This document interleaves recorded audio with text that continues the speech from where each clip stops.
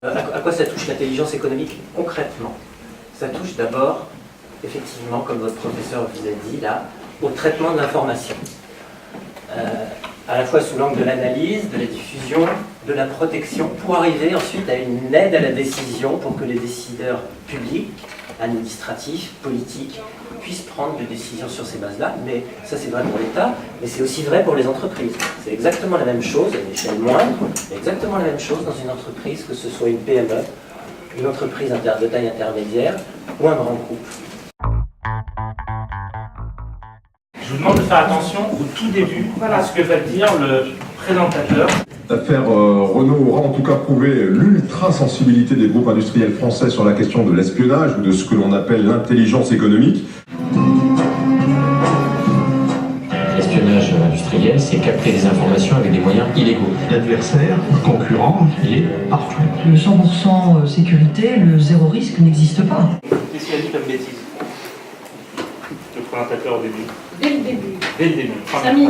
Il a dit que le contre-espionnage c'était l'intelligence économique. Que l'espionnage, c'est l'intelligence.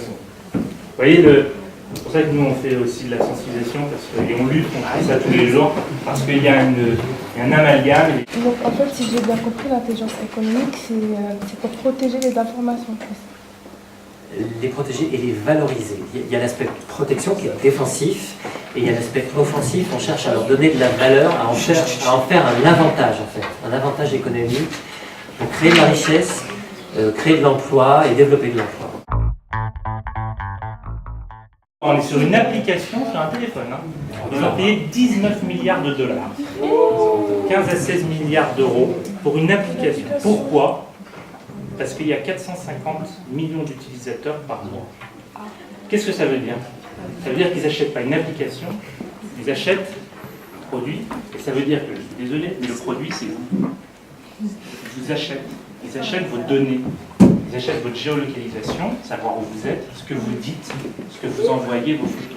Demain, ça va passer par celui qui aura l'avantage concurrentiel, celui qui pourra employer, c'est celui qui aura des masses de données et qui pourra les revendre aux autres, qui pourra les croiser, qui pourra en faire des produits parce qu'il saura exactement ce que vous êtes, ce que vous aimez, où vous êtes, tout ça, et il vous vendra un produit. L'information, en fait, c'est vraiment, entre guillemets, une arme commerciale. Et donc, en gros, comme l'a dit, on se vend soi-même quand on va sur les réseaux sociaux.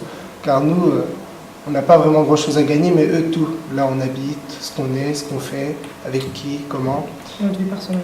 Toute notre vie, donc vaut mieux, avant d'afficher ce qu'on veut mettre pour partager avec nos amis ou nos proches, moi je dirais, ça m'a fait prendre conscience qu'il faut vraiment trier et faire attention.